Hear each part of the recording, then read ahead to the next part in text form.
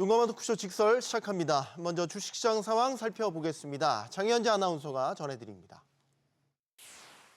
이 시각 시황입니다. 오늘 국내 증시 상승 출발했지만 양대 지수 점차 상승폭을 줄여내고 있습니다. 별다른 호재가 없는 상황에서 오르는 종목만 오르고 있는 상황인데요. 현재 지수 혼조입니다. 코스피가 0.15% 오름세로 3,436포인트, 코스닥은 하락 전환이 됐습니다. 0.18% 내림세로 845선에서 움직임 보여줍니다. 코스피 수급 상황 보시죠. 오늘 개인과 외국인이 사고 기관은 팝니다. 외국인 현재 681억 원 매수 우위, 개인도 506억 원, 308억 원 순매수하고 있습니다. 반면 기관이 1,225억 원 팔자 포지션 취합니다. 코스닥 시장 매매 동향입니다. 이쪽에서 메이저 수급 주체의 양매도가 나옵니다. 외국인이 1,105억 원 팔아내고 있고 기관도 107억 원 매도 우위 기록하고 있습니다. 개인만 홀로 1,426억 원 순매수 기록 중입니다. 코스피 시총 상위 종목 거래가 확인하시죠. 오늘도 반도체 투톱은 상승세 유지하고 있습니다. 상승폭이 그렇게 크진 않지만 삼성전자 0.1% 약세입니다. 지금 84,100원으로 하락 전환이 됐고요. SK하이닉스는 강보합권 349,250원입니다. 지금 또 하락 전환이 됐습니다. 점차 힘이 빠지는 모습이고요. LG에너지솔루션 0.4% 오름세로 353,000원. 삼성 바이오로직스가 약보합권 정도고 한화 에어로스페이스가 2.5% 상승합니다. 5위권 내에서 상승폭이 가장 큽니다. 현재 108만 6천 원에 거래되고 있습니다. 6위부터 10위도 보겠습니다. 삼성전자 우선주가 0.1% 오름세, HD 현대중공업이 오늘 2% 가까이 상승합니다. 거래가 50만 1,000원이고요. 현대차가 0.1% 오름세로 21만 5,250원, KB금융 1% 내림세 보여주고 있고 어제 급등했던 네이버도 오늘은 반락합니다. 2.7% 약세, 현재 거래가 26만 7,000원입니다. 코스닥 시총 상위 종목 거래가 확인하시죠. 종목별로 엇갈린 흐름 보여주고 있습니다. 알테오젠 어제 크게 올랐었는데 오늘은 또 1.3% 내림세입니다. 현재 거래가 45만 9,500원이고요. 에코프로비엠이 0.1% 내림세로 11만 5,200원, 펩트로는 0.5% 상승합니다. 29만 1,000원에 거래되고 있습니다.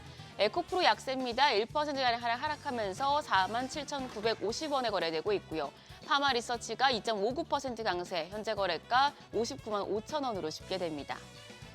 6위부터 10위도 보겠습니다. 6위부터 10위권까지는 모두 약세입니다. 레인보우 로보틱스가 2.7% 하락하면서 30만 4,500원이고요. 리가켄바이오가 0.4% 내림세로 14만 1,900원, 삼천당제약이 1%가량 하락합니다. 21만 8,000원에 거래되고 있습니다. HLB 역시 0.6% 하락하며 지금 10위권으로 내려왔습니다. 38,550원. ABL 바이오가 10위권에 다시 자리했네요. 0.6% 내림세로 92,700원입니다. 계속해서 낙폭 커지고 있는 분위기입니다. 그럼 이런 상황에서 시장 특징적인 부분 좀 체크해 보시죠. 오늘 마리화나 관련주가 크게 상승합니다. 도널드 트럼프 미국 대통령이 대마초에서 추출되는 칸나비디올, CBD를 노인 의료보험 제도인 메디케어 적용 대상으로 포함해야 한다는 취지의 영상을 소셜미디어에 공유하면서 투자 심리를 자극했습니다. 지금 에머리지가 상한가 경신했고요. 오성 첨단 소재가 17.5% 급등하며 1,904원, 우리바이오가 6.6% 오름세입니다. 거래가 2,420원입니다.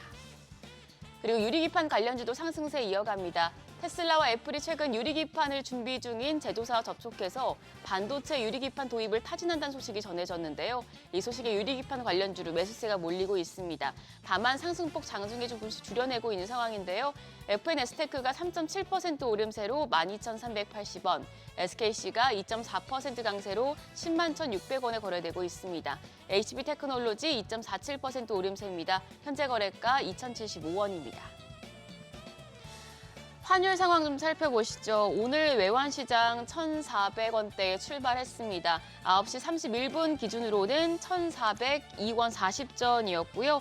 현재 흐름 좀 살펴보겠습니다. 오늘 좀 야간 거래에서 1,400원 웃도는 모습 보여줬었는데 현재 외환시장 상황 좀 살펴보시죠. 오늘 환율 같은 경우에 지금 1,402원대에서 움직임 계속해서 유지하고 있는 모습입니다. 지수 다시 보겠습니다. 지금 양대 지수 모두 하락 전환이 됐습니다. 점차 힘이 빠지고 있는 모습. 코스피가 약보합권으로 3,429포인트고요. 코스닥 낙폭 키우고 있습니다. 0.39% 내림세로 843선에서 움직임 보여주고 있습니다. 오늘 다시 환율이 1,400원을 웃돌고 있습니다. 높아진 환율 시장 반등세 제동을 걸진 않을지 외환 시장 흐름 체크하시면서 시장 대응하시기 바랍니다. 지금까지 시장 상황 전해드렸습니다. 네, 계속해서 시장의 다양한 이슈들을 풀어보는 시장 따라잡기로 이어갑니다. 인백스 자산운용 주식운용본부 염정이사 나오셨습니다. 안녕하세요. 네, 안녕하십니까.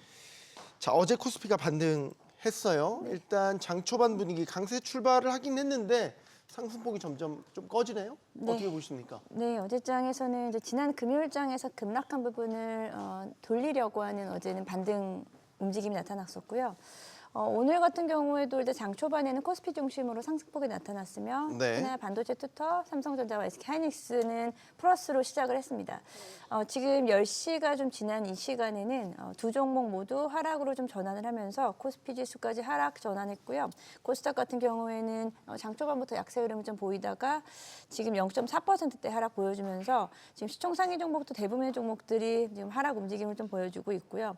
전체적으로는 시장이 크게 움직이는 섹터가 없는 가운데 시장은 상당히 좀 관망 심리가 좀 강하다. 지금 연휴를 이제 2거래일, 오늘 포함해서 3거래일 정도 남았잖아요. 연휴 전까지 해서 시장이 다소 지금 좀 소강 상태에 있지 않나라고 좀 보고 있습니다.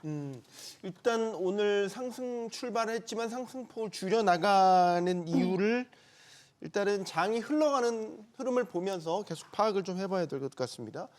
환율이 요즘에 1,400원 10원도 넘었다가 어제는 또 1,400원 네. 아래로 네. 급격하게 또 떨어지는 모습을 보였어요. 지금 또 현재는 1,400원을 넘어섰습니다. 지금 네. 환율의 흐름이 좀 종잡을 수가 없어요. 네. 어느새 이제 1,400원대 위로 움직임이 시작됐고요. 이제 9월 24일을 기점으로 해서 지금 5거래일 전이죠. 1,400원대 위에서 움직였고요. 지난 주말을 기점으로 해서 환율에 대한 이제 부담감이 좀 고조가 됐습니다. 우리나라 이제 외환 대미 투자 관련된 부분에서 이제 환율에 대한 부분과 그리고 통화 수학 관련된 이야기가 시장에 다소 좀 부정적으로 작용을 하면서 1,400원, 1,410원 위로 시장에서 움직이다가 어제 같은 경우에는 또 미국의 셧다운에 대한 우려감을 통해서 달러 약세가 나타나고 있는 가운데 달러 인덱스도 하락 마감을 했고 이에 대한 부분으로 환율이 다소 좀 안정세 일시적으로 좀 찾아온 부분이 있습니다. 하지만 지금 여전히 1,400원대 위에 대한 환율에 대한 부담감 시장에 좀 있고요. 이를 통해서 외국인들의 수급이 다소 좀 위축되지 않을까라는 시장 우려감이 좀 있는데요. 어제도 이제 1,400원대에서 시장이 움직이면서 다소 우려감을 가져갔었지만 생각보다 환율에 대한 부분으로 인해서 외국인들의 수급이 크게 빠지거나 이런 부분들은 아직까지는 크게 포착되지는 않고 있습니다. 네. 자, 지금 양시장 모두 하락세로 전환을 했어요. 오늘 종가가 어떻게 마무리될지는 좀 지켜봐야 되겠지만 지금 우리는 추석 연휴를 앞두고 있고 추석 연휴가 꽤 길잖아요. 그렇죠. 지금 사실상 뭐 다음 주 목요일까지죠. 네. 5거래일 동안 쉬게 네. 되는 거죠. 자, 그럼 상당히 긴 연휴를 앞두고 있기 때문에 이때 이제 투자를 지금 뭘 공격적으로 하기에는 또 뭐 하고 우리 한번 포트도 재정비해야 될 시점이 온 것 같기도 하고 이럴 때는 어떤 방식으로 시장 대응하는 게 좋습니까? 네, 사실 이제 9월 달에 시장이 우리의 시장의 예상치보다는 좀 다르게 흘러갔죠. 그래서 상대적으로 9월장이 좀 강했기 때문에 10월장은 단기적으로는 또 조정이 나올 수 있다라는 부담감이 좀 있습니다. 네. 미국장도 마찬가지였죠. 9월 약세장을 주월 초인 약세장을 예상을 했었지만 사상 최대치를 보여줬었고 최근 들어선 S&P 500 지수 역시도 단기적으로는 좀 과열 양상에 있다라는 움직임이 나타나면서 실질적으로 S&P 500의 PER이 22.9배까지 치솟으면서 최근 들어서 가장 좀 높은 모습을 보였다.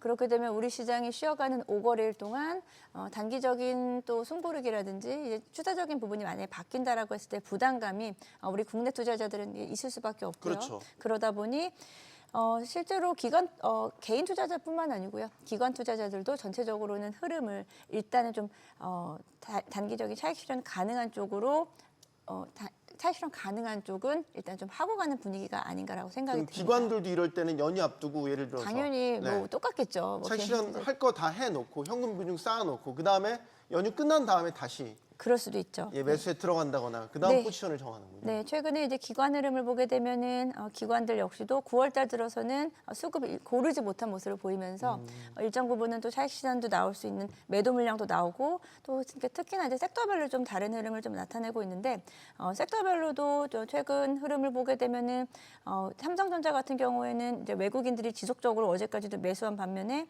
기관들은 중간중간 매도 포지션이 좀 있고요. 특히나 그 외에 기존에 좀 많이 올랐었던 섹터 같은 경우에도 단기적인 차익 실현 매물 등이 좀 나오면서 수급별로 그러니까 섹터별로 다소 좀 약세 흐름이 나온 섹터들이 좀 많이 있었다라고 볼 수 있겠습니다. 네. 자, 시장을 이끌어왔던 반도체 섹터를 짚어보면 네. 일단 가장 먼저 눈에 띄는 건 삼성전자와 하이닉스 투톱이란 말이죠.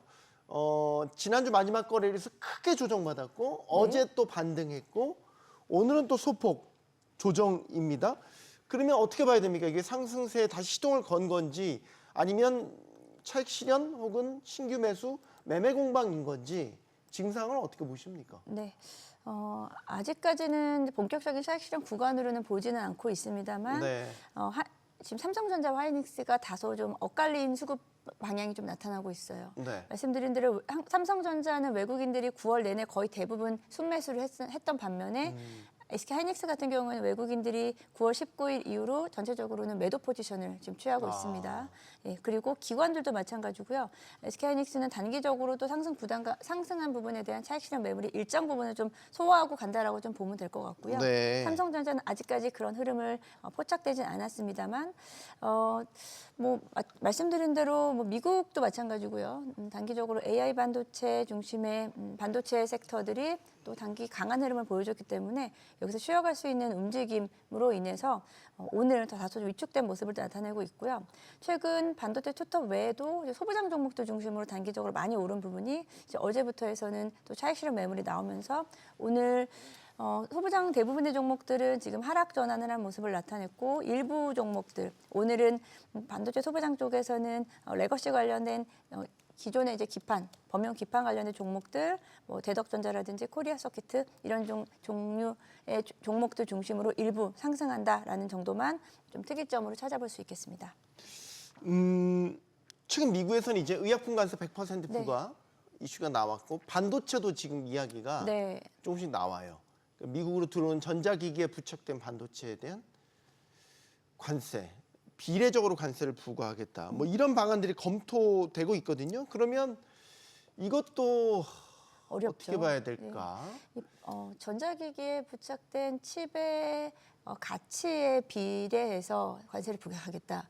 이렇게 철강도 순수 철강에만 관세가 부과되는 게 아니라 각종 부가 제품에 다 리스트업 돼가지고 관세가 붙거든요. 네, 사실 그에 대한 기준점을 마련하기는 좀 상당한 좀 시간과 노력이 필요할 것 같다는 생각이 드는데 실제로 전자기기에서 반도체 칩의 비중과 그에 대한 가치, 그에 따른 가격으로 환산을 해서 관세를 매긴다는 부분이 아직까지는 명확한 좀 가이드라인은 나오지 않았기 때문에 일단 시장에서의 좀 우려감은 좀 있습니다만 아직까지 크게 시장을 누르는 정도의 역할은 하지 않는 것 같고요. 계속해서 트럼프는 관세 관련된 이야기를 계속 해로운 이야기를 만들어내고 있는 상황이다 보니 또 연휴 기간 동안 우리가 예상하지 못한 범위에 또 관세가 이야기가 또 덧붙을까 봐 이에 대한 부담감은 좀 있고요. 반도체뿐 아니고 어제 같은 경우에는 또 외국산 영화에 대해서 100% 관세 이야기까지 나오면서 전방위적으로 지금 관세 세수에 대한 확보를 상당히 좀 지금 집중적으로 하고 있다. 그래서 반도체 쪽은 일단 삼성전자, SK 하이닉스가 크게 수급이 밀리지 않는 이상은 아직까지 미국의 반도체 관세에 대한 부분이 크게 타격을 받고 있는 모습을 좀 보이지 않는 상황이다라고 말씀드리겠습니다. 네, 자 국내 주요 이제 반도체 섹터도 섹터지만 최근에 이제 가장 상승률이 두각을 나타내고 있는 종목을 꼽자면 아마 네이버가 아닐까 싶어요. 네이버가 시가총액 상위주들 중에서는 지금 가상자산거래소 업비트 운영사인 두나무와의 합병 가능성, 주식 교환을 통한 합병 가능성 이야기가 나오고 있습니다. 이걸로 이제 어제까지 3거래일 연속 올랐죠. 지금 어제도 7%대 급등세 연출했습니다. 지금 네이버의 흐름은 상당히 좋아 보이긴 하는데 새로운 호기를 맞았다 이렇게 보십니까? 네, 네이버 같은 경우에는 지금 다른 스토리라인을 지금 구축하고 있다는 점에서 기존의 AI 쪽에서 사실 좀 다소 약세 흐름을 나타냈어요. AI 쪽에 대한 부분은 상대적으로 좀 약하다라는 이러한 좀 가치를 받으면서 주가가 사실 최근 들어서 한 3개월 정도 주가가 좀 하락 횡보하는 모습을 보여주는데요. 좀 빠르게 두나무와의 합병 이슈 이후로 반등이 나타났고요. 전고점 수준까지 거의 상당히 많이 도달했습니다. 오늘은 좀 하락 움직임을 보이면서 단기적인 또 움직임 차익 실현 매물이 나타날 수는 있습니다만 네이버에 대한 부분은 추세적인 부분에서는 방향성을 확실히 잡았다는 점에서 네이버는 지금 일단은 저는 보유자분들은 홀딩하시는 게 맞지 않을까라고 생각을 하고 있고요. 네이버와 두나무의 합병으로 네이버가 가질 수 있는 이득이라고 한다면 사실 두나무가 더 좋은 효과를 보겠죠. 어제 같은 경우에도 두나무와 네이버 각각의 지분을 가지고 있는 기업들, 종목들이 일제히 좀 급등하는 모습을 보였는데 두나무에 대한 지분 투자를 하고 있는 기업들 중심으로 해서 조금 더 상승 탄력이 나타났다는 점이고요.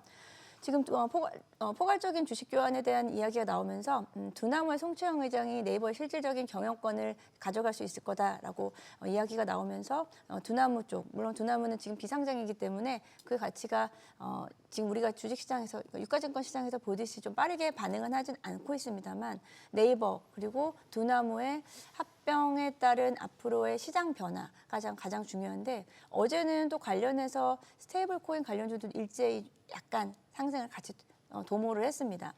네이버와 두나무의 가장 큰 이슈는 이제 스테이블 코인의 선점화를 이야기할 수 있겠고요.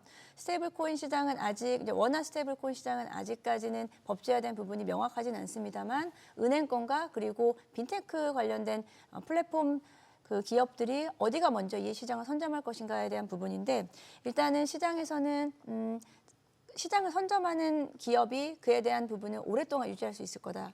2030년 내로 시장을 선점하는 기업이 그 시장을 대부분을 다 흡수할 수 있을 거다라는 부분으로 인해서 네이버와 두나무의 이번 합병은 스테이블코인 시장에서 큰 의미를 가지고 있다라고 볼 수 있겠습니다. 오늘 카카오가 좀 반등을 하고 있긴 하지만 카카오는 또 정반대의 악재. 카카오톡 그렇죠. 업데이트 네. 이슈 때문에 상당히 또 비판 속에 휩싸여 있다는 말이죠. 네. 저게 일단은 예전 버전으로 다시 돌려놓는다라는 발표가 있었습니다. 네, 참 결국 불만의 초유의 무릎을 사태죠. 꿇었네요. 네. 백기투항했어요. 예, 너무 여론이 너무 좋지 않다 보니 업데이트 되셨어요? 자동 업데이트 됐습니다. 저도 자동 업데이트 됐는데 네. 그 비판의 목소리를 이해할 수 있겠더라고요. 네. 예. 굳이 카카오톡에 내가 이렇게까지? 당황스러운 부분들이 좀 많이 우리가 찾아볼 수 있었죠. 카카오톡을 보면서. 네. 일단은 카카오가 이프 카카오 행사 9월 23일 이후로 시장 사용자들의 반응이 너무 이제 극한으로 다르기 때문에 네, 1점 리뷰 많습니다. 네, 일단 10월 달부터 해서 다시 한번 좀 재개편 움직임을 하겠다라고 나오면서 단기적으로 일단 주가는 네. 다소 좀 안정세를 좀 찾고 있는 모습인데요. 증권가에서는 카카오가 이제 이번 카카오톡의 개편으로 한 차례 좀 큰 곤욕을 좀 치렀습니다만 10월에 있을 챗 GPT의 카카오에 대한 인 서비스가 오히려 주가의 상승을 다시 또 재점화시킬 수 있을 거다라고 아직은 좀 긍정적으로 보는 것 같습니다. 네. 일단 여론이 좀 다소 시간이 좀 걸릴 수는 있겠지만 장기적인 방향에서는 AI 서비스 그리고 챗 GPT와의 오픈 AI 챗 GPT에 대한 이 탑재 여부가 또 지금의 어떤 힘든 상황을 다시 또 타개할 수 있을지에 대한 부분 시장에서는 일단 좀 지켜보자라는 분위기인 것 같습니다. 알겠습니다. 자, 그리고 또 하나 지켜봐야 될 이슈는 3차 상법 개정안입니다. 자사주 소각 의무화가 주요 내용이죠. 최근에 이재명 대통령을 비롯해서 여당인 더불어민주당에서도 회기 내에 처리하겠다. 어쨌든 입법 의지를 다시 한번 밝히면서 최근에 증권주들 또 많이 훈풍을 받는 모습이었어요. 네, 말씀하신 대로 지금 3차 상법 개정안 관련해서는 가장 중요한 부분이 이제 자사주 소각 의무화에 대한 부분일 것 같고요. 네.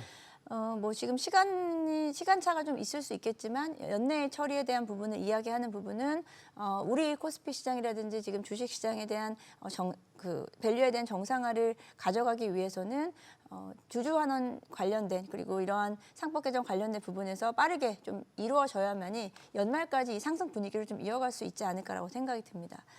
금융 지주사 그리고 뭐 증권주들 그리고 자사주 비중 높은 종목들 중심으로 다시 한번 9월 달에 고점을 형성했습니다만 최근에는 다소 좀 주춤한 모습을 좀 나타내면서 이 이슈는 지속적으로 우리가 끌고 가야 되지만 트레이딩 차원에서는 쉬어가는 구간에서는 오히려 좀 말씀드린 대로 트레이딩 차원에서 접근하시는 게 좀 더 맞지 않을까라고 좀 생각하고 있고요. 저는 이제 증권주라든지 이제 자사주 소각 관련된 금융 지주사들 중심으로는 우리 1월달 1분기부터 올해 상반기부터 상승폭이 꽤나 컸기 때문에 이런 부분들에서는 한 번씩 이슈화가 좀 재점화될수록 반등한 시점에 저는 비중을 조금씩 줄여가면서 가져가는 게 맞지 않을까 생각을 하고 있고요. 물론 중장기적으로는 개선을 할 수 있는 부분이 있겠지만 주가가 조금은 연속성을 좀 가져가는 모습은 안 보이기 때문에 좀 빠질 때 다시 사더라도 일단은 주가가 크게 반등이 나올 때는 비중을 줄여가면서 비중 조절을 하는 종목으로 접근하셨으면 좋겠습니다. 네, 자 어제 혹시 뉴스 보셨는지 모르겠습니다만 중국인 단체 관광객이 이제 어제부터 무비자 입국을 시작했습니다. 네. 2,200여 명이 인천항을 통해서 처음으로 입항을 했고 아마 이제 줄줄이 아마 들어오겠죠. 그 다음에 다음 달 초에는 또 중국 최대 국경절 네. 예정돼 있어요.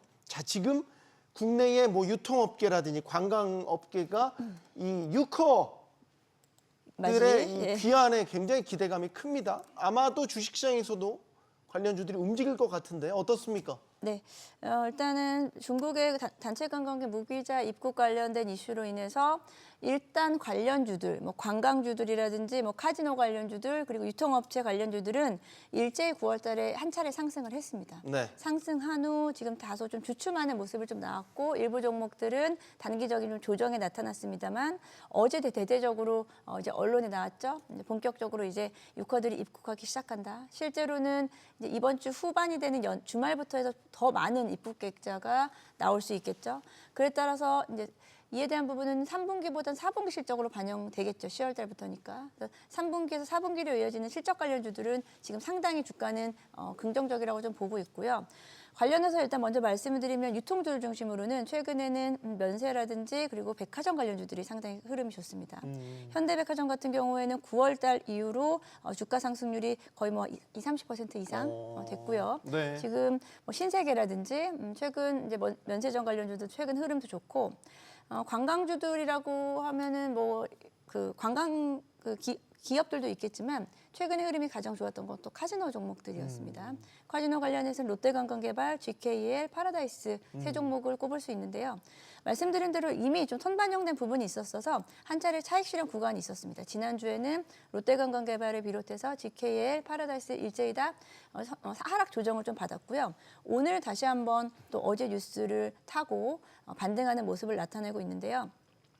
이 종목들은 7월, 8월 계속해서 카지노 매출이 최대 실적을 좀 찍었고 3분기 실적도 분기 대비해서 상당한 상승폭을 가져가고 연말까지 이에 대한 효과가 이어질 것이기 때문에 하락 조정 나올 때는 매수 가는 구간으로 접근하시면서 보시면 좋을 것 같고요. 오늘도 카지노 관련주들 하락으로 시작해서 이제 반등이 좀 나오는 구간으로 적극적으로 그러니까 지금은 좀 관심 있게 보시면 좋은 구간이다라고 말씀드리겠습니다. 알겠습니다. 자, 미국장 가보죠. 간밤 미국장은 일단 연방 정부의 셧다운 우려가 네. 있어요.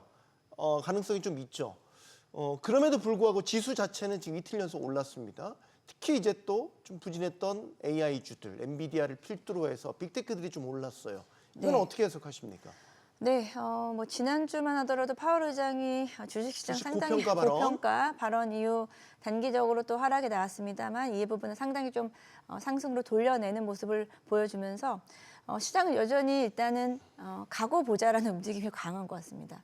우려감은 분명히 갖고 가겠습니다만 여기서 누가 먼저 놓는지는 정해지지 않은 것 같습니다. 그건 아직 모르겠고 네, 그건 아직 모르겠고가 맞는 것 같습니다. 이 기대와 불안의 벽을 타고 일단 갑시다. 네, 이겁니까? 네, 말씀드린 대로 그 S&P 앞서서도 말씀드렸듯이 S&P 500 지수가 선행 PER 12개월 PER 기준으로 23배에 임박하면서 5년 만에 최고치를 경신을 했고요. 이러한 부분들은 단기적으로 역사적으로 봤을 때 이제 고평가 국면에 나타났을 때 드는 이런 수치이기 때문에 네. 시장은 여전히 좀 불안합니다만 일단은 일단 시장은 말씀드린 대로 특별한 악재가 나타나지 않는 이상은 일단은 가고 보자가 조금 더 맞는 것 같고요. 우리 근데 시장도 비중 조절은 좀 해야 될 필요가 있지 않아요? 네. 그러니까 M7의 비중은 줄여 나가면서 예를 들어 경기 방어주, 네. 대형 유통업체라든지 이런 경기 방어주들을 좀 같이 편입시켜서 네. 뭐 일종의 도전과 밸런스를 같이. 우리 시장에서 서학개미 분들도 지금 그런 움직임을 좀 나타내고 있죠. M7 쪽에서는 일정 부분 차익 실현을 하고 오히려 소프트웨어 AI 종목 쪽이라든지 최근의 흐름이라든지 말씀하신 유통주 같은 경우에는 또 연말에 또 소비 시즌이기 때문에 그와 관련된 종목들은 오히려 지금 단기적으로는 좀 소외를 받을 수 있더라도 다시 또 연말에 이어지는 기대감이 크기 때문에 일부 종목들은 포트폴리오 재정비를 하는 게 좀 맞다. 이것은 미국 시장뿐 아니고 우리 국내 시장에도 저는 마찬가지로 좀 적용을 하시는 게 맞다라고 보고 있습니다. 알겠습니다. 시장 따라잡기 여기서 마무리하겠습니다. 인백스 자산운용 주식운용본부 염정 이사와 함께했습니다. 고맙습니다. 네, 감사합니다.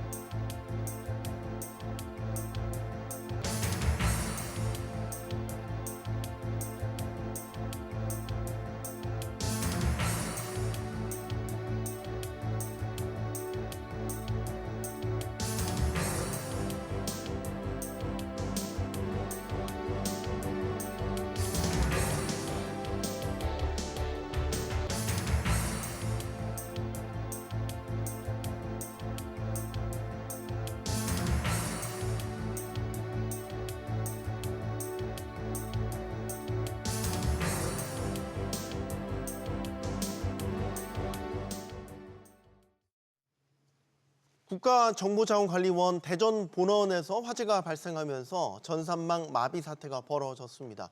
온라인 민원 서비스인 정부24와 우체국 서비스 등의 차질이 생기면서 국민 불편이 곳곳에서 빚어지고 있죠. 정부는 그동안 UN 인정 우수 전자정부다 이렇게 자찬을 했는데 화재 한 번에 체면을 구기게 됐습니다. 이번 사고 잘 수습해서 또 한 번 디지털 정부로 한 단계 도약하는 계기로 삼아야 될 텐데요. 자, 오늘 머리를 맞대 보겠습니다. 함께해 줄 분들 소개해드리죠. 카이스트 경영대학원 문송천 명예교수 나오셨고요. 중앙대 융합보안학과 이기혁 교수, 동국대 국제정보보호대학원 황석진 교수 나오셨습니다. 네, 안녕하십니까? 안녕하세요. 네, 안녕하십니까? 용감한 토크쇼 직설은 SBS 비즈 뉴스 앱과 유튜브에서 실시간으로 시청하실 수 있습니다. 이 추후에 국가전산망 마비 사태에 결국 이재명 대통령이 고개를 숙였습니다. 이 대통령의 목소리 먼저 듣고 토론 시작하겠습니다. 국정의 최고 책임자로서 송구하다는 말씀을 먼저 드립니다. 아울러 높은 시민의식을 발휘해서 차분하게 정부 대응에 힘을 모아주고 계신 데에 대해서도 국민 여러분께 깊이 감사드립니다. 네. 이 국가정보자원관리원 이곳에서 이제 화재가 발생했다라고 이제 저희가 뉴스를 접한 게 지난주 금요일 밤 8시 넘은 시각이었단 말이죠. 처음에 이게 국가정보자원관리원 하니까 이제 잘 모르시는 분들도 많았고 전산망에 문제가 생겼다. 요 정도의 소식을 접했단 말이죠. 이게 전산망을 관리하는 기관이다. 요 정도 알고 있는데 상당히 중요성이 높은 기관이더라고요. 예, 그렇습니다. 그 우리나라의 민원 서류, 네. 민원 서류를 이 정보자원관리원에서 띈다 이렇게 생각하시면 됩니다. 그 민원 서류가 뭐 이번에 예를 들면 가족관계증명서, 예, 등기 뭐 이런 것들이요. 등본부터 우리가 등본은 주민센터에 가서 띄지만 네. 그 결국은 이제 이 정보자원관리원에서 발급하는 거라고 생각하시면 돼요. 그래서 민원 우리가 행정망에 문제가 생겼는데 행정망 중에도 민원 서류에 해당하는 게 있고 민원 서류 아닌 거에 해당하는 공공기관 내부 그 문서가 있는데 이 647개를 제가 들여다보니 네. 거의 다 민원 서류에 해당하는 겁니다. 그 647개의 민원 서류를 우리가 못 떼는 거지요. 그래서 이제 주민등본이 그 중에 하나고 무인 발급기에서 떼는 서류들이 있지 않습니까? 네. 대부분 다 못 떼는 거죠. 그래서 이게 왜 이런 일이 뭐 647개든 1600개든 왜 생기냐. 국가행정망의 중추신경이 마비됐다 이런 얘기가 나오는데 네. 결국 그 우리 국민들이 불편한 거는 민원 서류를 어딘가 제출해야 되는데 그걸 못 댄다 이거예요. 뭐 그렇죠. 그럼 예. 못 되면은 제출이 안 되고 일이 안 들어가잖아요. 근데 민원 서류라는 민원 서류라는 민원이라는 말은 왜 우리나라에서 존재할까? 왜 다른 나라에서는 존재하지 않는가를 제가 간단히 설명드리고 말씀을 마치겠습니다. 이것은 영국 주민등록증입니다.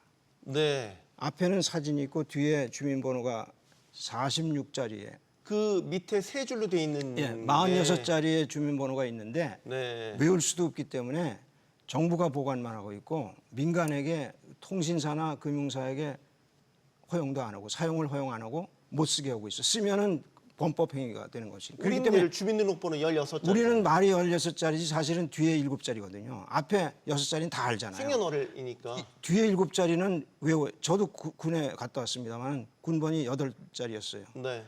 7자리 못 외웁니까? 애들도 다 외우지. 그러니까 조그만 애들이 부모, 엄마, 아빠 주민번호 외우고 다니거든요. 그래서 왜 민원 서류라는 말이 나오냐면은 주민번호가 민감 정보이기 때문에 본인 아니면은 사용도 못 하고 네. 뗄 수도 없기 때문에 당신이 떼서 우리 공공기관에 제출하면 그때부터 일이 돌아가마. 이렇게 된 게 민원 서류라는 거예요. 네. 근데 영국에는 민원 서류라는 말도 없고 안 씁니다.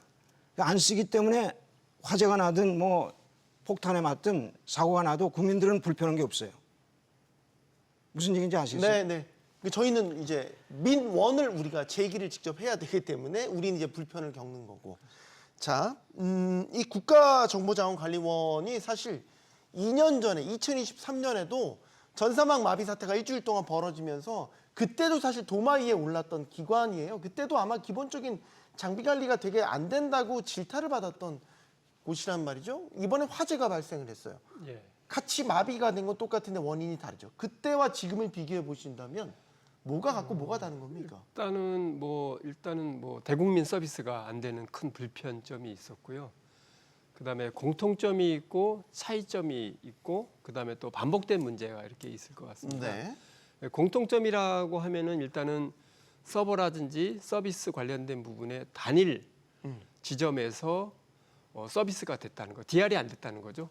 DR이 디자스터 리커버리가 안 됐다는 게 가장 큰 문제고 그거는 구조적인 문제점은 공통적이었고 약간 차이점은 뭐 카카오톡도 그렇고 2023년도에 라우터 오류 문제 같은 경우도 이제 큰 문제가 돼 있습니다. 그런 부분은 아시다시피 화재와 물리적인 그런 기계적인 차이가 있었고요. 또 마찬가지로 우리가 그때도 똑같이 이오나 DR 문제 이런 서비스에 대한 복구의 대응 체계 이런 부분이 똑같이 논의됐는데 사실 이렇게 구체적으로 말단에서 시행이 안 된 부분이 좀 가장 큰 문제라고 생각됩니다. 근데 이제 뭐 그분들도 열심히 했지만은 뭐 예산 문제도 있고 뭐 여러 가지 행정 절차도 있고 이런 부분이 아마 네. 복합적인 문제가 아닐까라고 저는 생각됩니다. 좀 약간 좀 정리를 하게 되면 네. 공통적인 건 역시 구조적인 취약성이 상당히 이슈가 있었다. 한 군데 너무 집중적이었다. 그러니까 한 군데가 문제가 생기면 여러의 어떤 그 정부 24라든가 여러 가지 행정 서비스 하는 곳에 그 마비가 발생한 것이고요. 차이가 있다 그러면 그 과거에 2년 전에 그 샷다운된 것은 어떤 이 네트워크 장비 지금 라우터라든가 알포 스위치라든가 뭐 이런 장비에 어떤 과부하 걸려가지고 또 장비 자체도 상당히 노화가 되다 보니까 네. 거기에 대한 이슈가 있었던 것이고 이번 건 같은 경우는 이제 물리적인 화재로 해서 이제 발생한 차이가 있었다. 근데 하지만 똑같은 공통점은 역시 구조적인 취약점. 한 군데에 너무 집중하다 보니까 이 내부에서 문제가 발생하건 아무리 저 바깥에서 문제가 발생하건 그 영향 받는 건 똑같다 이렇게 볼 수가 있는 근데 것이죠. 이제 컴퓨터 전문가로서 한 가지 짚고 넘어가야 될 것이 2년 전에 핵망 사태 때 정부는 네트워크 장비 오류라고 그랬어요. 근데 핵망 오류에 어떤 일이 벌어졌냐면 핵망 오류가 한 달 동안 지속됐는데 내 서류를 떼는데 남의 서류가 나온 거예요. 내 졸업증명서를 요구하는데 딴 사람 졸업증명서가 나왔다. 그러면 그게 데이터가 잘못 나온 거 아니에요? 그게 어떻게 라우터나 스위치 오류로 그게 나옵니까? 그래서 이거는 데이터 오류가 분명한데 정부는 뒷짐지고 발뺌하고 라우터 스위치 오류라고 발표를 했기 때문에 주말에 그냥 넘어가는 겁니다. 이런 자세도 행안부가 고쳐야 돼요. 그래서 이번에도 그런 일이 벌어지면 만약에 국민들은 대단히 실망할 것입니다. 잘못 짚는다 이거예요. 아까 이제 그 DR이라고 하셨죠. 예. 이게 데이터의 그 이중화를 하는 거 아닌가요? 그 개념이 안 돼 있었던 거죠. DR이라는 게 이제 재복구라는 용어죠. 그게 DR이 디지털 리커버리가. 근데 이제 재복구라는 건 재가 났을 때 복구할 수 있는데 그러려면 두 이원화 가지- 시켜야 되는 거 아니에요? 그렇죠. 그러니까 이원화하는데 백업만 데이터죠. 데이터만 이원화하는 방법이 있고 데이터 플러스 서비스까지 이원하는 방법이 있는데 이번에 이렇게 여러 민원 서비스들이 신속하게 복구되지 않은 이유는 주로 백업 형태로 데이터 관련된 부분이고 서비스 자체는 아시다시피 아이사스 형태로 이게 지금 대전 센터에서 운영하기 때문에 광주하고 대전, 공주 쪽에서는 데이터만 가지고 있는 거죠. 그걸 갖다가 서비스까지 이원화하려면은 이 부분이 행안부가 아니라 각 부처에서 예산을 받아가지고 네. 그 예산에 관련된 부분에 서비스 이중화를 했는데 그 부분이 좀 문제가 됐다. 서비스까지 이중화하려면 돈이 많이 들어요? 그렇죠. 아니, 돈이 많이 드는 것보다 거리가 50km 이내야 돼요. 50km 이내가 안 되면 데이터가 유실됩니다. 그래서 대전에서 50km 이내면 공주인데 공주가 딱 맞아요. 근데 공주 센터를 12년 전부터 건설 시작을 했는데 아직 안 끝난 겁니다. 그 얘기는 들었습니다. 그러니까- 계획은 있었고 그러니까 우리나라가 빨리빨리 이런다고 자랑하는 나라인데 어떻게 12년 동안 안 된 채로 있다가 금년 10월에 개통을 하려고 그랬더니 개통하기 직전에 이런 거창한 일이 터진 겁니다. 지금 저 화면에 나오네요. 클라우드의 이제 미래 모습이라고 해서 지금 분원으로 광주와 대구가 있다는 건 저희가 알고 있고, 공주도 분원이에요. 근데 이제 공주센터는 계획만 있고 아직 지어지지 않은 그러니까 상태인 거고, 한 달 남았어요. 저걸 이제 지능형 인프라로 갖추기 위해서 공주센터가 지어져야 된다. 반드시 지어져야만 이 DR 재복구 서비스가 됩니다. 근데 결국 근데 지금 안 지어진 상태고, 아니요, 지어졌죠. 안 18년째 지어진 지금 예산이 없어가지고 못했죠. 그러니까 건물은 지어졌습니까? 건물 지어졌고 아니, 근데 운영을 안 하는 개청이 거예요? 못 하는 거고 그럼 아시다시피 뭐 없는 거죠. 그렇죠. 실질적으로. 예. 껍데기 지은 거야 뭐 그렇죠. 짓는 건데 실제로 이제 연동시켜서 같이 운영을 해야 지능형 인프라가 되는 거 아닙니까? 18년 됐습니다. 그게.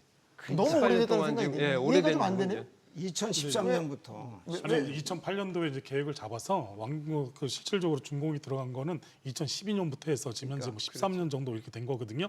그리고 엄밀히 따지면 2008년도부터니까 한 17년, 18년 정도 되었다 이렇게 보는데 중간에 어떤 예산 문제라든가 이제 기존에 이런 거 있잖아요. 뭐 사고가 안 나니까 그 실질적으로 뭐 빨리 어떤 서두를 필요가 없지 않을까 뭐 이런 생각도 할 수도 있는 것이고 그 말씀이 맞는 거 아니에요? 이게 사고가 안 나고 문제 없을겠지 하고 그러니까 그냥 뭉개고 있었던 거 아닙니까? 근데 뭐 표현이 좀 문제는 그렇긴 것도 한데 있지만 차시죠. 우선순위에서 예. 떨어지는 거죠. 아니, 좋게 표현하면 우선순위에서 우선순위에서 떨어지고 밀리는 건데. 돈을 잘못 쓴 거예요. 왜냐하면 디지털 플랫폼 정부위원회라고 있잖아요. 예. 예산이 1조 원입니다. 1조 원이면은 거기서 이제 대구, 공주, 광주한테 갔어요. 갔는데 그야말로 저기 시체 말로 하면 코딱지만큼 간 거라고. 그러니까 그거 가지고 뭘 하냐고요. 1조 원 돈을 제대로 쓴다면 저게 되고도 남지요. 네. 아마 아프리카도 예산은 뭐 아니고 이게 13년 된 일이 안 된다는 게 말이 됩니까 지금? 네.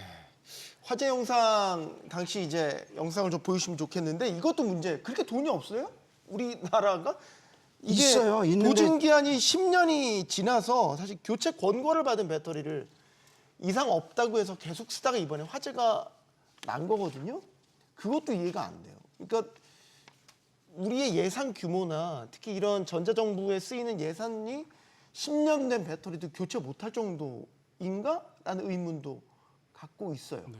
근데 이제 이게 보증 기간이 이제 경과가 됐다고 해서 곧바로 뭐 화재라든가 아예 성능이 떨어진다든가 이렇게 할 수는 없는 것이거든요. 근데 권고를 받았다고 네, 이제 하더라고요. 공고를 받아서 뭐 한 1년 정도 더 지났죠. 지금 현재 10년이었는데 1년이 더 지났긴 했지만 그렇다고 해서 그걸 뭐 바로 교체한다 막 이랬으면 지금까지 이런 일이 뭐 발생하지 아니란 보장은 없었을 것입니다. 그러니까 교체하더라도 어떤 뭐 열폭주라든가 여러 가지 원인으로 인해서 발생한 소진이 있었지만 다만 그 이제 보존 기간이 10년을 경과했기 때문에 더욱 더 이번 사고와 직접적인 연관성이 있지 않나 이렇게 볼 수 있는 것일 뿐이고요.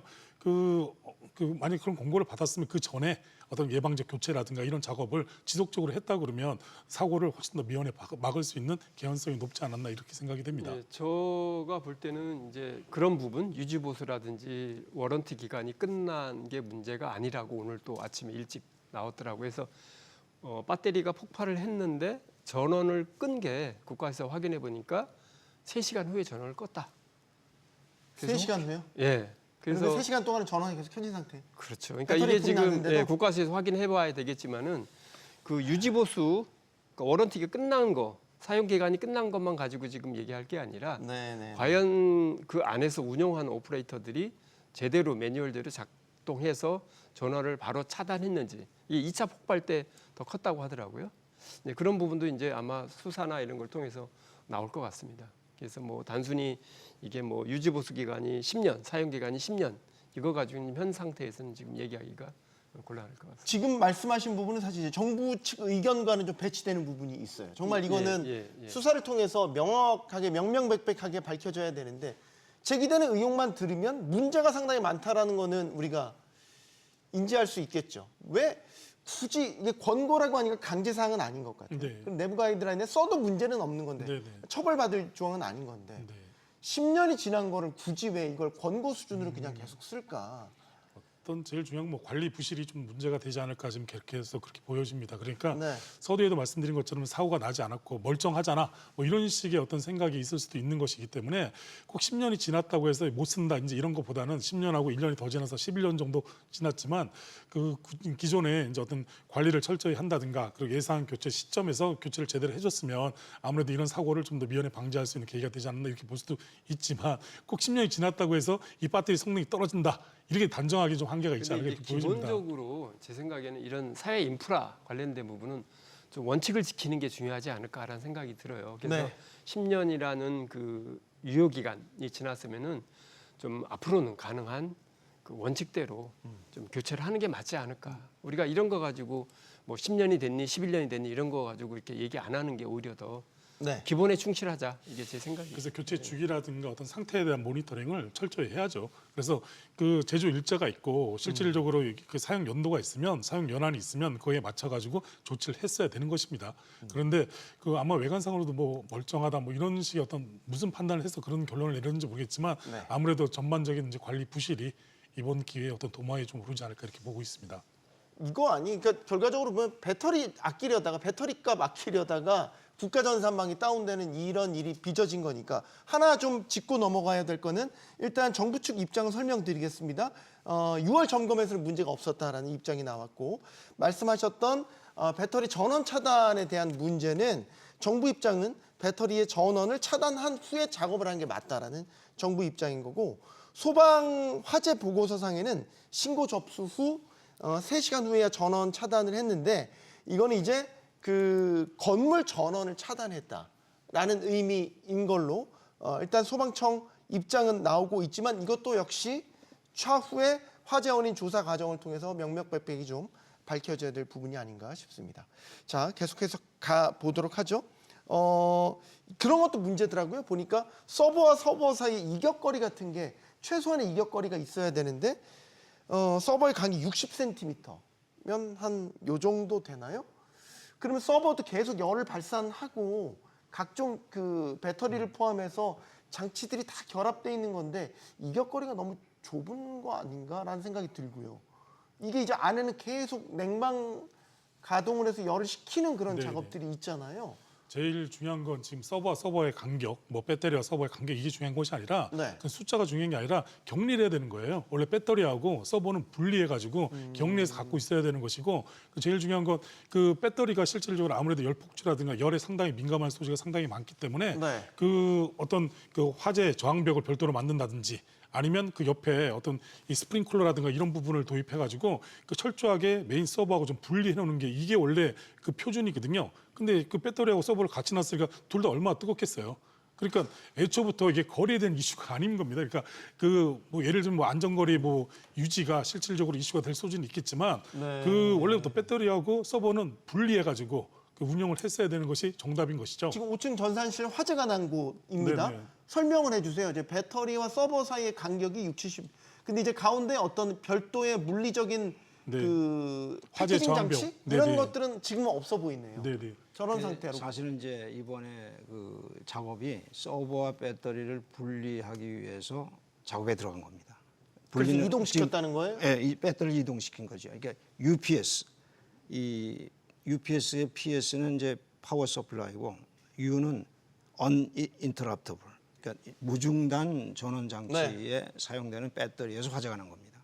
그래서 배터리를 이 다른 층으로 옮기려고 그러다가 옮기는 과정에서 화재가 난 거거든요. 그래서 이제 이 작업은 잘 했는데 마무리가 잘 안 된 거죠. 마무리가 잘 안 되는 과정에서 일이 터졌고 열 폭주가 발생했고 그리고 이게 저도 이제 외국 사례도 다 조사해 봤더니 네. 다 타버린 상태잖아요. 죄 아무리 과학 수사를 해본들 어떤 과정에서 뭐가 잘못됐는지는 이제 다 감춰진 상태라 규명이 안 된 채 넘어가요. 다들 그렇게 넘어갑니다. 그럼 이번에도 넘어갈 거라고요. 넘어가도 여하튼 한 달 안에 고친다. 좋다 이거예요. 고쳤다 이거예요. 고쳐도 남는 문제는 우리가 민원 서류. 이 문제는 계속 남는 거거든요. 그래서 우리가 이런 문제가 다시 발생하더라도 네. 국민들의 불편을 최소화합시다. 대통령께서 얘기하더라도 그게 안 지켜지는 게 우리가 근본을 바꾸지 않으면 안 바뀐다 이거야 아무것도. 자, 이재명 대통령이 전 부처를 대상으로 보안과 안전 시스템을 점검한 후에 그 결과를 내주까지 제출하도록 일단 대통령의 지시가 나왔습니다. 3년 전에 그 카카오 데이터 센터 화재 기억하시는 분들 있을 겁니다. 당시에도 이 화재로 먹통 사태가 발생했었습니다. 당시에 이 국가정보자원관리원이 재난이 발생을 해도 3시간 이내에 복구가 가능하다 이렇게 후원장담을 했었습니다. 일단 당시 목소리 들어볼까요? 대전센터가 화재나 지진 등으로 한꺼번에 소실될 경우 재복구 시스템은 실시간 백업된 자료로 3시간 이내 복구할 수 있도록 구축되어 있다는 말씀을 드립니다. 네. 자, 이 말이 그대로 적용이 된다면 화재가 발생했던 게 지난주 금요일 8시 좀 넘은 시각이니까 그날 사실 복구가 됐었어야죠. 자정 넘어가기 전에. 그렇지. 근데 지금 3시간은 문제가 아니라 지금 한 달 가까이 지금 완전 복구하는데 시간이 걸린다라는 거예요. 자, 그럼 이제 화재가 난 이후에 이제 복구 상황을 좀 짚어 보겠습니다. 647개 시스템이 피해를 받았고 이 가운데 이제 백업 체계를 갖춘 것이 25개에 불과했다. 그러면 이제 걱정은 이거죠. 원본 데이터가 훼손됐을 가능성은 없을까?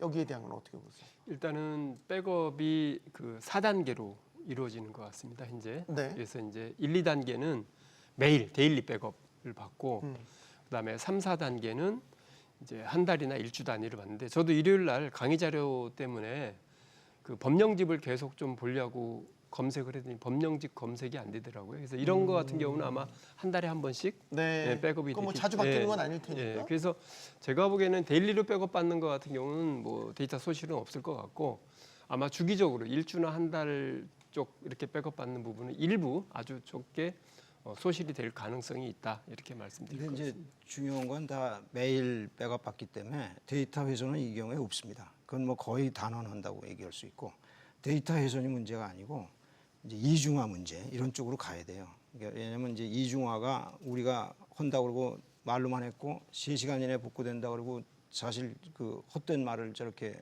책임자가 한 거에 대해서는 지금이라도 책임을 져야죠. 3시간이 뭐예요? 지금 그 9.11 테러 때 어마어마한 사건이 터지지 않았습니까? 네. 무역센터 쌍둥이 빌딩이 그대로 폭파되면서 재해에도 불구하고 살아남은 정보 시스템이 모간 스탠리 증권회사 정보 시스템. 48시간 이내에 완벽하게 보고가 됐어요. 복구가 됐습니다. 그러면 뉴욕에 있는데 뉴저지에 그 똑같은 사이트가 돌아가고 있었어요. 백업 센터를 따로 두고. 아니 백업 정도가 아니라 아예 그냥 쌍둥이 미러링. 센터가 돌아갔다고. 미러링 그러니까 개념으로. 그럼에도 불구하고 48시간이 걸리는 거예요. 그냥 뭐 수 밀리세컨드 몇 초 내야 되는 게 아니라 48시간이면 무지하게 컴퓨터도 완벽한 게 아니거든요. 48시간이면 무지하게 빨리 된 거거든요. 근데 저렇게 3시간이라고 저렇게 얘기한 거는 근거도 없이 무슨 근거로 과연 3시간을 과거에 얘기했을까?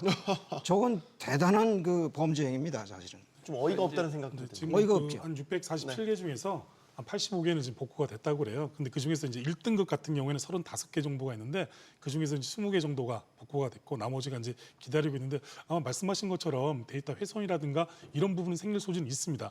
왜냐하면 리얼로 해가지고 데이터를 백업 받는 것도 있지만 패치로 해서 일주일 단위로 백업을 받는 것도 있거든요. 만약 그렇다 그러면 일주일 단위로 계속 받았다 그러면 일주일 정도는 적어도 시간의 갭이 있기 때문에 데이터 훼손은 어느 정도 발생할 수 사실 있는 그건 좀 있는 훼손이라고 것이죠. 해도 데이터가 딜레이 되는 거지 훼손은 아니죠. 꼭 네. 어딘가 있는데 나중에 반영되는 거예요. 근데 이제 그 자체도 지금 이제 그이 소멸 못 찾으면 어떡해요? 상당히 아니 그건 로그가 있기 때문에 다 찾지요. 그거 문제가 아니라 이 실시간으로 전송될 때 수초 내에 될 게 못하면 이제 뭐 내가 예금했는데 예금 자료가 사라졌다 이거예요. 그러면 그건 심각한 거죠. 그런 거는. 그렇기 때문에 수 밀리초를 권장해요. 수 밀리초 내에 그 쌍둥이 사이트에 반영이 돼야 된다. 이러려면 50km 이내에 있어야 된다 이거지. 50km 밖으로 나가면은 그게 몇 초, 몇 분으로 가거든요. 그러면 데이터가 사라지는 거예요. 그게 문제가 되는 거예요. 이 경우는 그런 경우는 아니라고. 아예 공주 사이트가 안 들어갔으니까. 말씀하시는 건 지금 액티브 네, 액티브, DR 그렇지. 그런 개념을 액티브 말씀하시는 것 얘기하는 같은데 건데 공주가 안 들어갔으니까 훼손된 건 없다고 봐야 돼요. 근데 훼손 문제가 아니고 왜 이중화를 안 했냐 이런 거. 왜 카카오는 3중화를 했어요 지금. 그때 한번 그 마비 사태를 겪고 나서 그러니까 겪고 나서 하도 되어가지고 네. 3중화의 한 상태로 돌아갑니다 지금. 그러니까 그때 국가정보자원관리원한테 질타를 받은.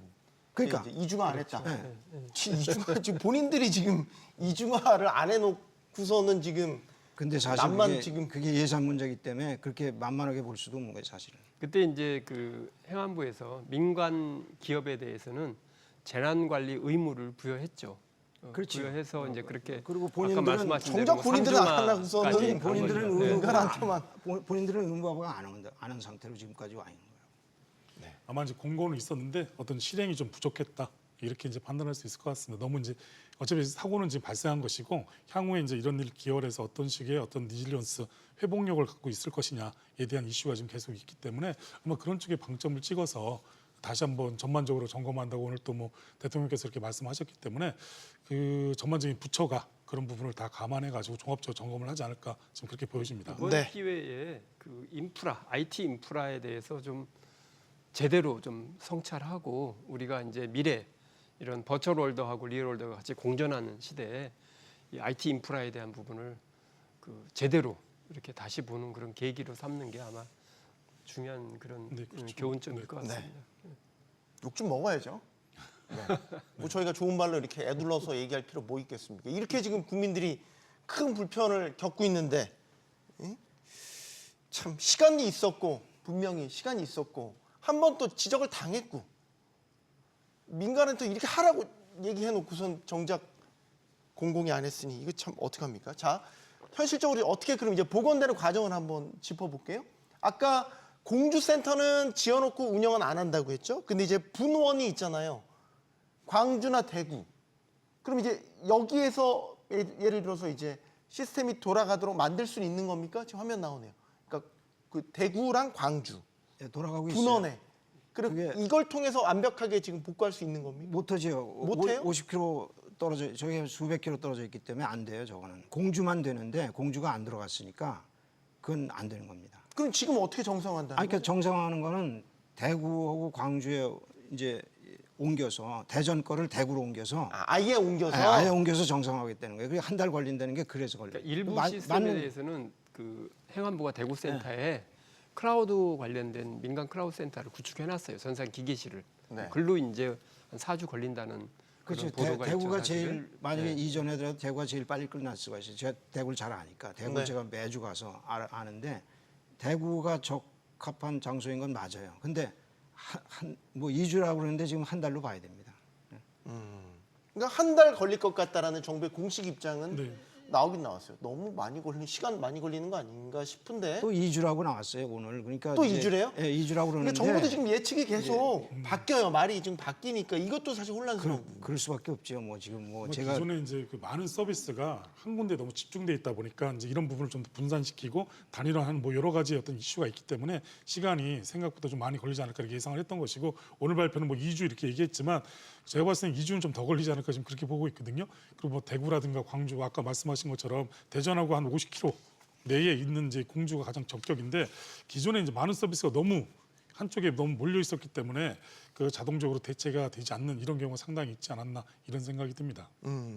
아까 이제 저희가 좀 너무 전문 용어를 쓰다 보니까 시청자들께서 헷갈리실 수 있어서 DR 개념을 저희가 계속 얘기했거든요. 그러니까 재해복구 이중화라는 개념인 건데 쉽게 설명을 좀 해주세요. 앞으로도 계속 쓸 것 같아서. DR이라는 건 이래요. 네네. 지진이 나도 견디는 시스템이라고요. 지진이 났다 하면은 예를 들어서 이건 이러면 안 되지만 서울에서 지진 났다고 해봅시다. 그럼 부산에 백업 서버가 있어서 서울 걸 살려야 된다 이거예요. 그러면 뭐 300km 이상 떨어져 있잖아요. 그럼에도 불구하고 살릴 수 있는 기술을 DR이라고 합니다. 그러면 화재가 나도 화재는 당연하고 뭐 지진이 더 크죠 사실 화재보다. 지진이 몇백 배 더 크니까. 예를 들어서 그러면 우리는 뭐 잠재적으로 전쟁 위험도 있는 나라니까. 아유 위험도 있죠. 전쟁 유사시에 예를 들어서 그렇습니다. 폭파 같은 게 예. 이루어져도 예. DR이 구축이 되면 그러니까 9.11 테러 때 그 대형 건물이 무너졌는데 48시간 내에 복구됐다. 그게 DR이에요. 이게 그게 DR. 최근에 개발된 개념. 아니 뭐 수십 년 아주 오래됐어요. 아니 근데 우리 전자정부 그렇게 자화자찬을 많이 했는데 왜 DR 안 해 놓은 거죠? 갑자기 또 그러니까 다시 지금 돌아가게 되는데. DR이란 개념을 지금 설명해 주셨는데 DR 안에도 여러 가지 종류가 있어요. 그래서 아까 말씀드린 대로 데이터만 백업 받는 방법이 있고 데이터 말고 데이터도 백업 받으면서 실시간으로 액티브하게 서비스 자체도 절체해 가지고 무중단 상태로 가는 그런 방법이 DR 기법이 여러 가지가 그럼 있습니다. 교수님은 그 두 가지가 다 돼야 된다. 그러니까 라는 주요 거죠. 국가의 핵심 서비스는 그 두 가지가 다 돼야 되죠. 다 돼야죠, 다. 예.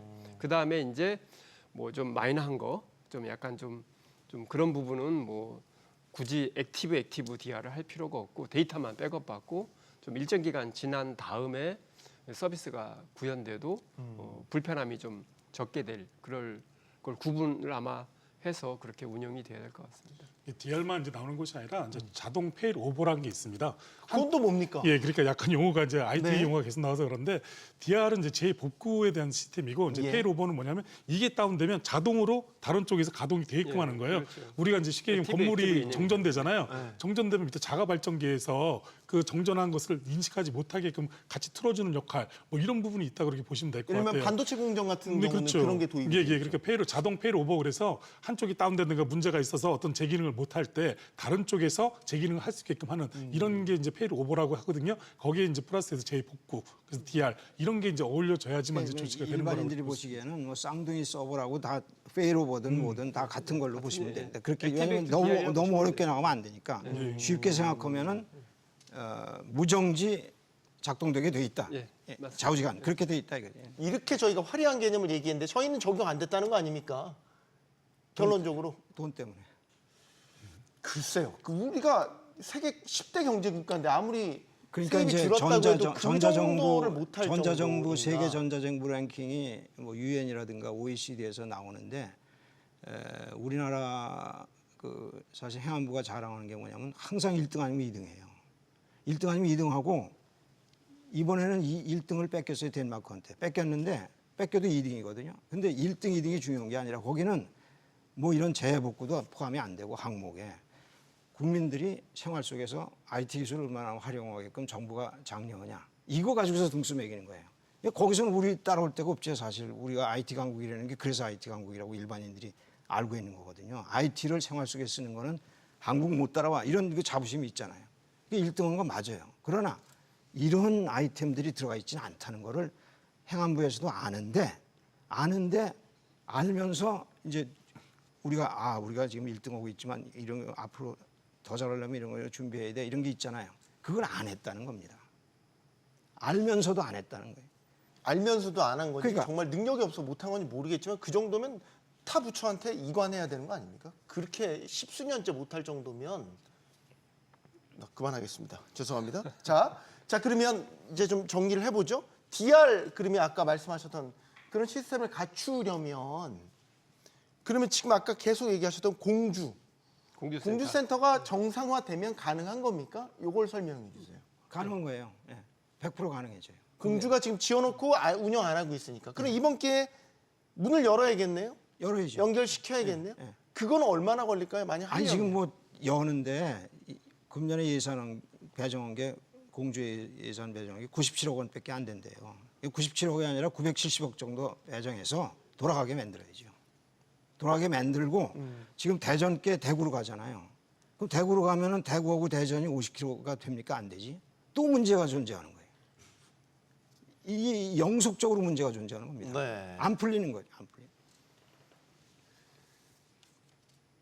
얼마나 그 걸릴까요? 공주 열고 그러면 이제 대구도 임시 조치라고 치고 일단 전산 기계실 인프라는 다 돼 있으니까 관련된 네트워크 장비, 그다음에 서버 장비, 그다음에 데이터 장비, 그다음에 서비스 개통 이렇게 하면은 뭐 되는데 그렇게 하면 한 1, 2년 내로 1, 2년 내로 이번에는 길게 보면 한 2년 내로는 어쨌든 무조건 해야 되겠네요. 해야 무조건 되는데 해야죠. 제가 제가 볼 때, 보기엔 안 제가 할 수가 볼 때 없어요. 수순은 이래요. 지금 대전을 대구로 옮기고 모든 걸 옮기는 겁니다. 그러니까 대구가 우리나라의 민원망의 중심이 되고 네. 그다음에 이제 대전은 이제 그 복구하는데 시간이 뭐 몇 년 걸릴 테니까 그동안에 그렇게 하면서 대전 근처에 공주 같은 사이트를 가져야 되는데 이게 문제예요. 알겠습니다. 어떻게 50km 이내에 그걸 갔냐 이거예요. 황 교수님 의견도 듣겠습니다. 네, 제가 봤을 때는 뭐 그 실질적으로 이 센터에 대한 공주에 대한 부분을 이제 계속 뭐 강조를 계속 하고 계신데 많은 곳에다가 이런 DR 센터를 좀 만들어 놓는 게 좀 합리적인 것 같아요. 어차피 지금 분산시켜야 된다. 네, 저 분산을 더 많이 시켜서 그 아까 페이로버도 제가 이게 말씀드렸는데 그 실질적으로 한 군데 뭐 대전이니 뭐 대구니 광주니 뭐 공주니 뭐 이런 부분의 어떤 지역이 중요한 것이 아니라 실질적으로 언제든지 샷다운이 되면 새로 복구할 수 있는 이런 이제 장소라든가 이런 부분을 곳곳에다 만들어 놓는 게 좋죠. 그리고 이게 뭐 관리에 대한 이슈가 있을 수 있겠지만 예산을 투입해가지고 지금은 이제 디지털 정보 아니겠습니까? 디지털 정보에서 가장 중요한 것은 사이버상의 어떤 보안이라든가 안전 이런 부분이 가장 중요한 부분이에요. 근데 만약 뭐 지진이라든가 아까 그런 뭐 자연재해 이런 부분도 말씀하셨지만 그런 부분이 한 번에 다 당할 수도 있는 것이잖아요. 그러면 그 네 개가 과연 뭐 적정하냐, 적정하지 않냐 여기에 대한 이슈도 발생할 소지가 있는 거기 때문에 제가 봤을 때는 뭐 강원도에도 두고 각 도마다 하나씩 좀 더 가지고 아니면 제주도에 둔다든지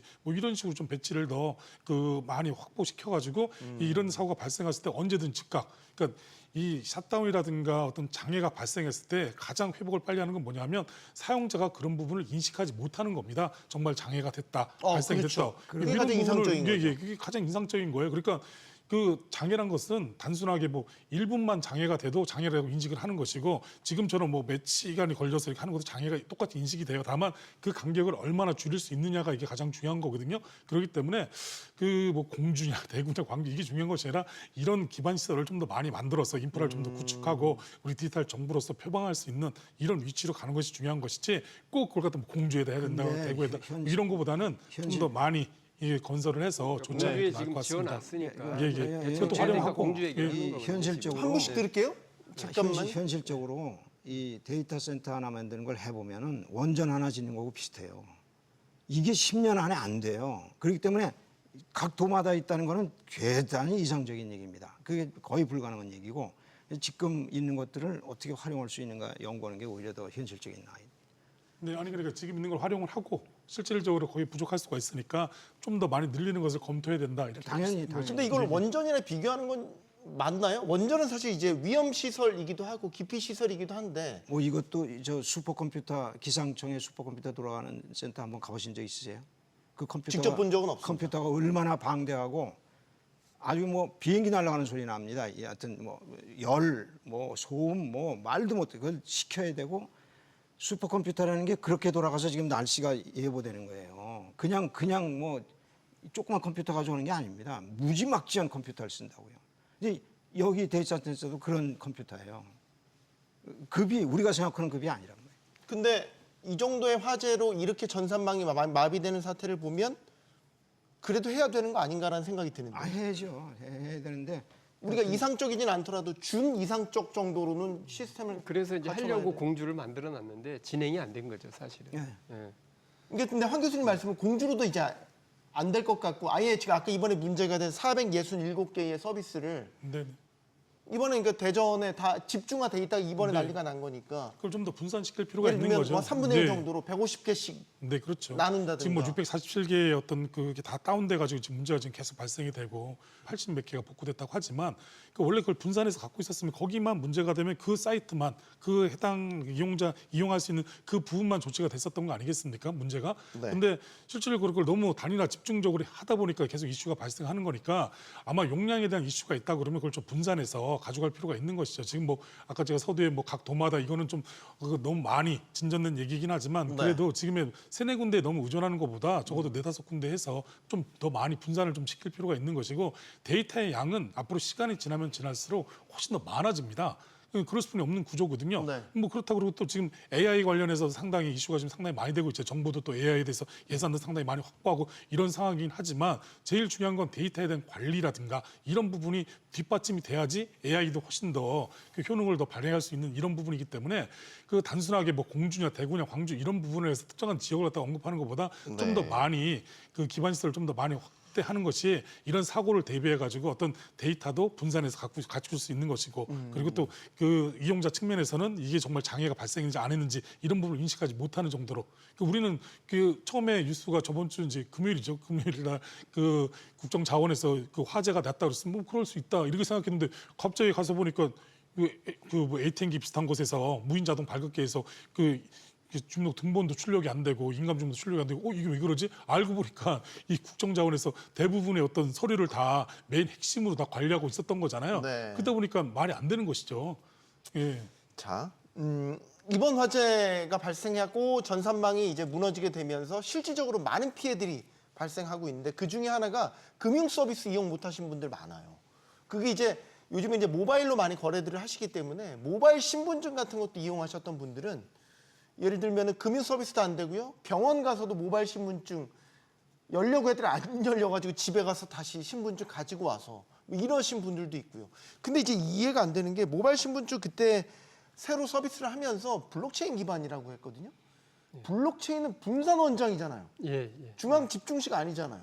그럼 이럴 때 사실 가동돼야 되는 거 아닙니까? 이게 지금 아니, 이론적으로 그건 좀 전혀 다른 겁니다. 그 블록체인하고 일단 연결. 조금 전에 이거 먼저 듣고 예, 잘못된 거예요. 일단은 이제 그 모바일 신분증으로 이렇게 퉁쳐서 얘기하는데요. 모바일 신분증은 정상적으로 작동이 됐고 또 블록체인 기술이 안전하다는 걸 이번에 입증이 됐습니다. 아 그래요? 제가 예, 반대로 알고 있었나요? 지금 알고 계신 건 뭐냐면은 네. 실물 신분증 진위 확인 서비스라는 게 있습니다. 제가 은행에 가서 주민등록증 운전면허증 보여주고 이게 실물 신분증이 맞는지를 갖다 진위 확인하는 거.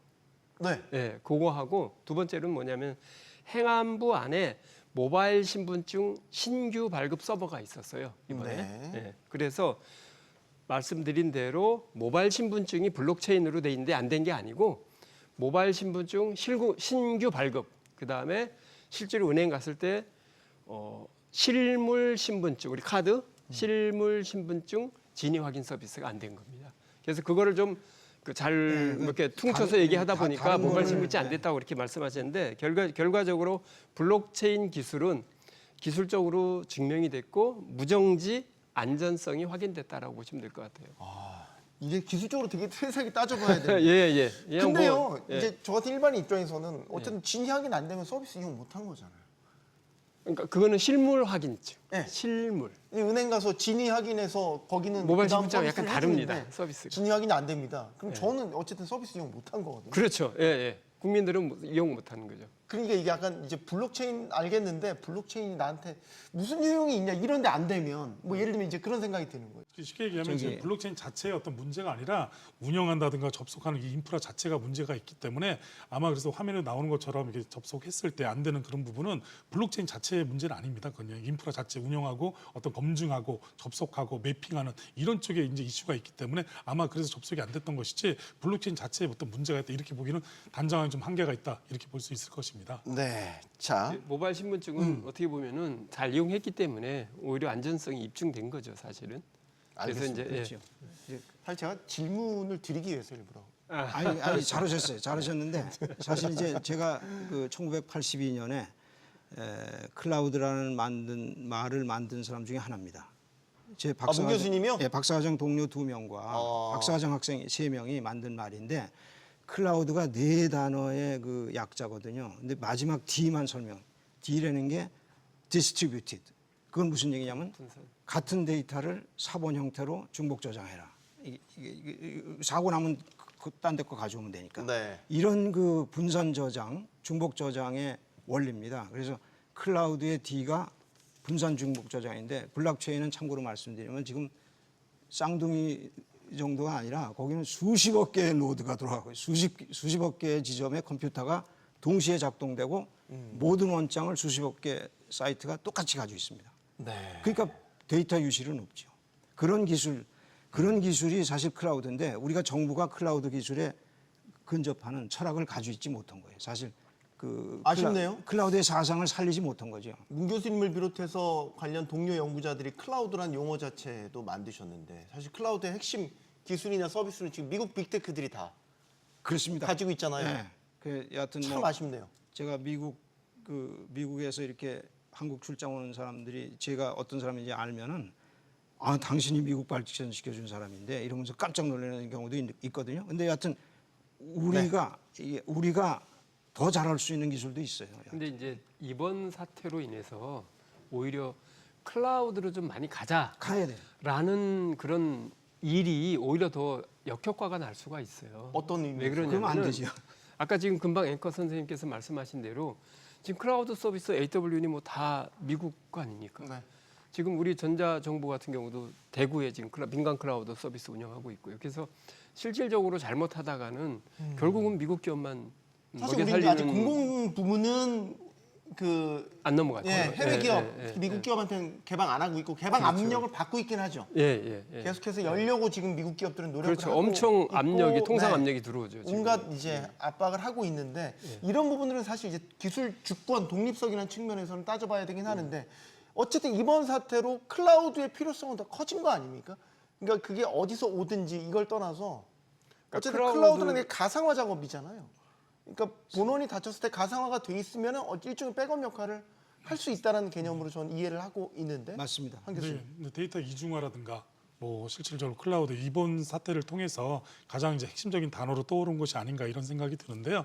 제일 중요한 건 이제 데이터를 이원화시키고 뭐 이중화시킨다든가 뭐 이런 부분도 상당히 중요하지만 거기에 대한 기술이 그 실질적으로 이제 클라우드 서버에 그 저장을 한다든가 이제 뭐 이런 부분에 대한 이슈도 지금 상당히 많이 떠오르고 있어요. 근데 제일 중요한 건 이게 이제 우리나라 자체적인 기술을 통해 가지고 어떤 개발이 통해서 어떤 보안이라든가 외부로 노출이 안 되게끔 하는 이런 부분도 상당히 중요한 부분인데 아직까지 외국 기업이나 우리나라의 어떤 현실성으로 이렇게 좀 봤을 때 아무래도 외국 기업은 이제 경험도 상당히 많고 오랜 기간 동안 이제 이런 부분을 연구를 많이 했기 때문에 아직까지 우리 쪽에서 기술 개발을 많이 하긴 했지만 외국 네. 기업보다는 조금 약간 그 한계가 좀 약간 있지 않나 이런 부분 때문에 지금은 이제 검토를 적극적으로 해야 되지만 아마 전반적으로 이런 부분에도 예산 투자라든가 네. 이런 부분이 전반적으로 된다 그러면 아마 이제 말씀하신 이원화라든가 이중화 뭐 그리고 또 이 클라우드 이런 부분이 정확하게 되지 않을까 지금 그렇게 보고 있습니다. 마지막으로 이 부분 한번 짚어볼게요. 최근에 저희가 이제 민간 기업에서 뭐 KT라든지 이런 데서 이제 해킹 사고들이 계속 터졌잖아요. 혹시 이번에 화재로 어쨌든 국가 전산망이 일단은 피해를 입었으니까 이런 좀 미비한 틈을 타서 혹시 해킹 공격이 있지 않을까? 추석 연휴 뭐 이런 기간에 말이죠. 이런 우려는 없을까요, 교수님? 일단은 위험성이 매우 높죠. 높아요? 예, 예. 그러니까 왜 노출될 수 그러냐면 있어요? 이제 이번에 소산되면서 보안 장비들이 소산되면서 보안 서비스, 보안 관제에 공백이 생길 수 있는 여지가 있죠. 그다음에 두 번째로 또 중요한 부분이 이제 명절이 지금 길지 않습니까? 네. 그래서 연휴에 오히려 그 관리 인원들 아니면 관리 서버들이 제대로 잘 작동하는지, 그다음에 거기에 따라서 우리가 데이터에 대한 공격 시도, 그다음에 그런 공격 시나리오를 이런 사태에 대해서 해커들이 만들어 가지고 공격할 여지가 많이 있죠. 그래서 제가 보기에는 지금 정보하고 금융권이 이런 사이버 보안 그런 부분에 대해서 아마 그 추석 연휴 관련된 그런 준비를 철저히 지금 하고 있는 걸로 그렇게 알고 지금 있습니다. 국가에서도 사이버 위기 경보를 관심에서 주의로 그렇습니다. 격상했습니다. 이 지금 사실 허약 체질, 사람도 이제 신체가 허약할 때 병이 찾아들듯이 네. 이 국가도 마찬가지. 지금 해커들이 지금 잔뜩 노리고 있습니다. 요 시기를 어떻게 활용할 것인가. 그 아주 위험한 시기입니다 지금. 중환자실에 환자가 놓여 있다 생각하고 그런 상황이라고.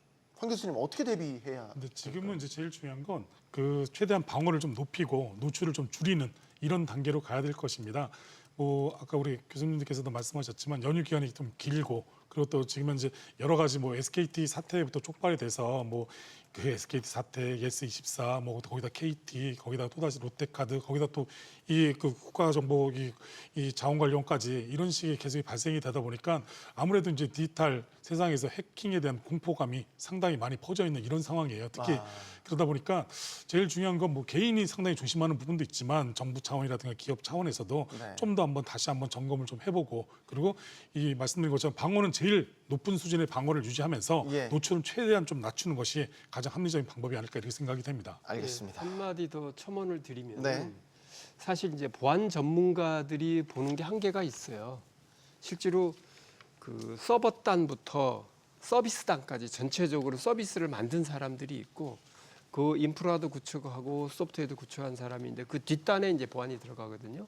그래서 그 사람들이 우리가 병원 가면 협진이라는 거 있지 않습니까? 네. 그런 개념으로 서비스 기획자, 인프라 하시는 분들, 그다음에 보안하는 사람들이 협업을 해서 제대로 어떤 취약점을 찾아내야지, 그냥 뭐 보안 전문가들이 찔러 봐가지고 어디가 문제다 이렇게 단편적으로 보면은 아마 굉장히 위험한 문제가 또 생길 수 있을 것 같습니다. 알겠습니다. 국가정보자원관리원은 지난 2023년에도 정부 행정전산망이 마비되는 사태를 겪었고요. 당시에도 전산관리에 문제를 드러내면서 큰 비판 받았습니다. 불과 2년도 안 됐는데 이제 화재로 또 국가전산망이 무력화됐습니다. 자, 어째서 사후 조치조차 제대로 이루어지지 않은 것인지, 이를 지휘해야 될 관리부처의 무능과 태만, 나아가서 예산, 입법적 지원, 감독 역할을 소홀히 한 국회도 같이 질타받고 책임져야 될 것 같습니다. 토론 마치겠습니다. 여기는 모든 경제가 모이는 SBS 비즈입니다. 시청해주신 여러분 고맙습니다.